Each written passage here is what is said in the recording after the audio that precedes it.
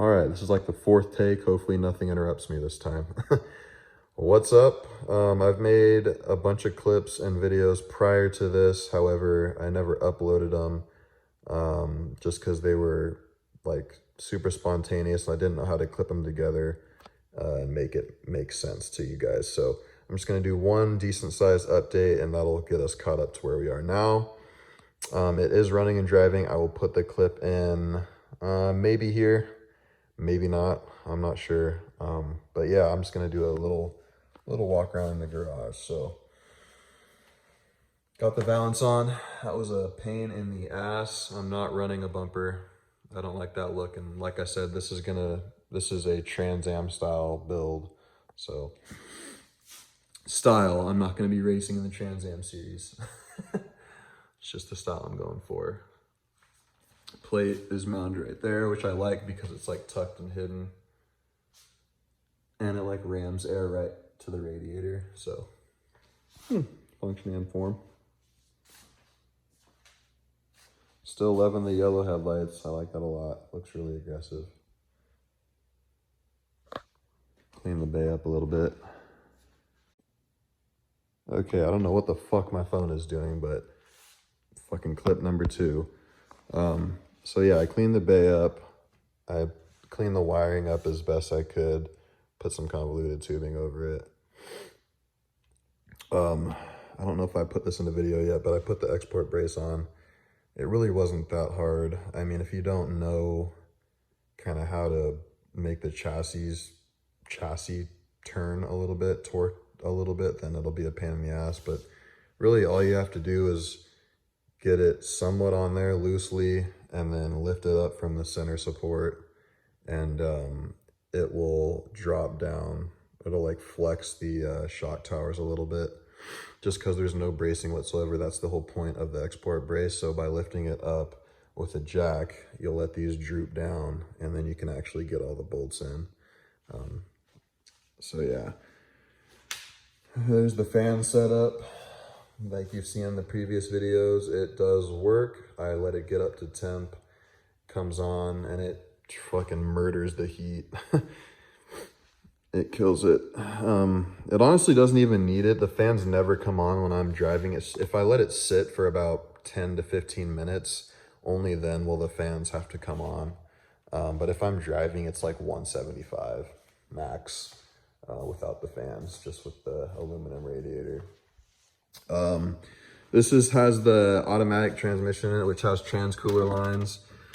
That is what I did for the trans cooler lines. It's braided clear hose, and I just those are the factory hoses. So I just clamped those hoses onto the factory setup, and then I bought another pair of transmission coolant lines because I had planned on replacing these all the way back, but from what I could tell, I would have had to lift the engine up a little bit and fiddle around with that and risk damaging the threads on the transmission, which I wasn't about to fuck with. So I just went ahead and cut off at the section you can see right here from the new shit, which they're sitting right there. And I threaded them into the radiator and then just connected the hoses like that. I kind of like it. It's kind of cool. You can see the fluid moving through and it's red. The only iffy thing about these is like their heat rating is pretty much where the transmission sits at temperature wise. So I let it heat up pretty good and it wasn't melting. It did get a little soft, but no melting, no leaking. So I'll just have to keep an eye on that. I wasn't really paying attention to the heat temperature when I was buying the hoses. They're more for pressure than heat, but they're doing all right. So I'll make an update if they end up melting. I changed the spark plugs, gapped them to 0.050. I don't know what that is in thousands. Sorry, I'm not a nerd or well versed in gapping spark plugs, but I didn't like it. The plugs I took out were 0.045, I believe. So I put the plugs back down to that and it took it just fine. I retimed it. It runs a little better now. It was kind of stuttering once it got up to temperature. So that seemed to help it. I bought a new idle air control valve as well, because this looks to be like the factory unit. So maybe that will help. I also bought, what is it? It's a Demon, like a Speed Demon. Is it called a Speed Demon? I don't know. It's a decently expensive upgraded coil. So ignition coil. So we'll see if that helps as well. It runs and drives good. It just sometimes has a weird idle. But yeah. There's a surprise in the interior that I'm not going to show you yet.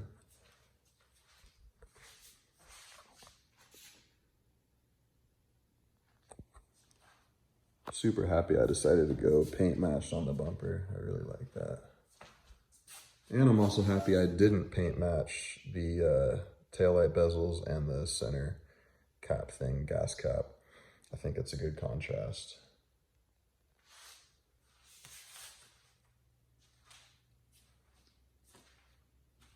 And just for those who are curious, these are 16 by 8 torque thrusts with a 225, I believe it's a 50 in the front. Yeah, 225/50 in the front and 245/50 in the rear. I'm not running bias plies or any old school tires because I actually want grip. So these are General G Maxes.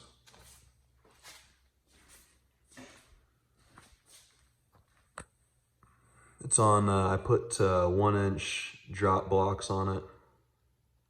Scott Drake's.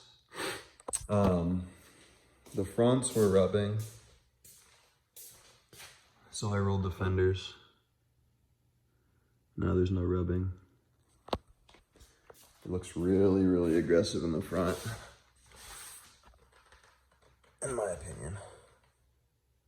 That's pretty aggressive. I'm not a stance boy, so that's really aggressive for me. Onto the interior.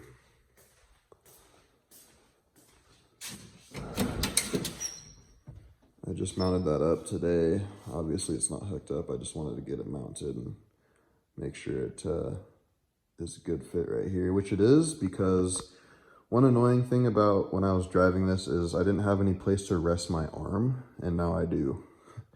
And it's like the perfect height to rest my arm and not be uncomfortable. So, yeah. Obviously I made a video on this, but that's a 2004 Mustang GT seat. I just took the rails off the 68 seat and attached them to the 04 seat, and it dropped right in. I got the new carpeting in. I just haven't like set it down completely, and I got the new door, the step side seal panels. New ones are those. I haven't put those in yet, so that's why the carpet looks all haggard right here. Back seat's not in yet, but I put the separator board up and put sound deadening on it. There's also sound deadening here and sound deadening throughout the bottom.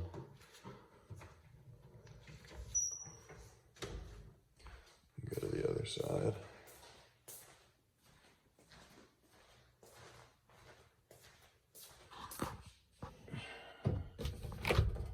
Uh-oh.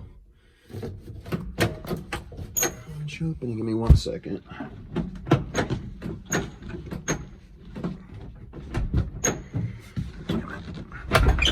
There we go. Sorry, that door's a bitch to get open. This is the other side. Wiring looks crazy, but everything's hooked up properly. I just need to clean it up. I bought this sheet of Lexan right here.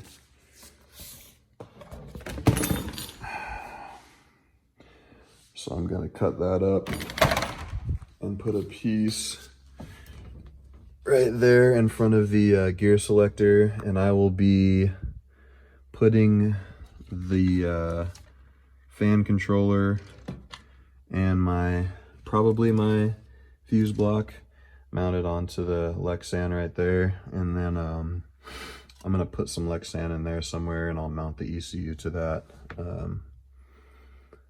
But yeah, it runs and drives, like I said.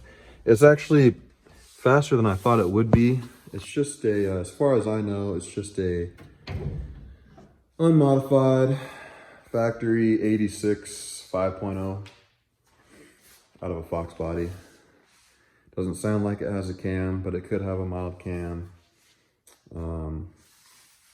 Has an exhaust.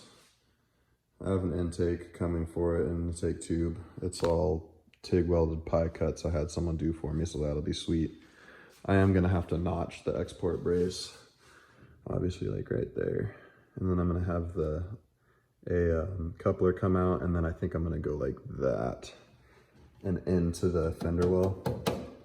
So, but I'm not too worried about that right now. So yeah, I think we'll call it there. Can't remember what I uploaded from my last video. It wasn't that long ago, but I've done a lot since then. And we're wrapping it up pretty quick here. It's looking pretty damn good. I'll put up a before picture if you guys don't remember, or this is your first time seeing this build I put together.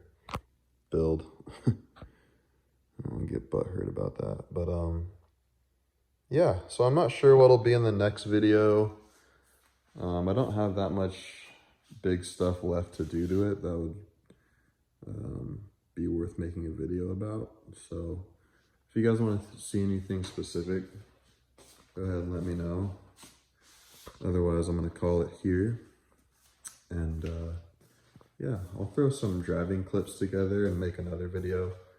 I'll put some, or I might have already put some in this one, but that was just my couple test drives, and it's kind of nerve-wracking when you're on test drives, so the videos aren't that great. But now that I know it runs and drives good and everything's all buttoned up correctly, I can take some better videos of it driving. So hope you all enjoyed the progress. I had a good time working on it, lots of late nights, but it was fun. It went together quicker than I thought it would, honestly, but lots of little things I can still do to it, which I will do. So until next time, I'll see you in the next one.